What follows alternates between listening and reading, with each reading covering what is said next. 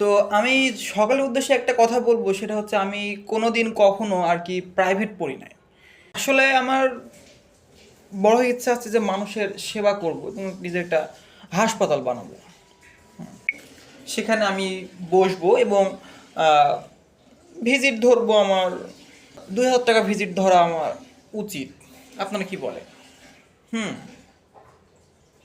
না, সব মেশিনপত্র আমি নিজেরই কিনবো, সমস্যা নাই। অন্য জায়গায় দেখানোর কোনো প্রশ্নই আসে না। আমি কোম্পানিকে আগে বলে রাখবো এখান থেকে ওষুধ দিতে হবে, এখান থেকে ছাড়া যেন মানুষ অন্য কোথাও ওষুধ না পায়, এটা আমি বলে রাখবো। সমস্যা নাই। ঠিক আছে, ধন্যবাদ ধন্যবাদ। হ্যালো ব্রো, মন খারাপ করার কিছু নাই। আসলে বাস্তবতাকে আমি তুলে ধরার চেষ্টা করেছি আর কি।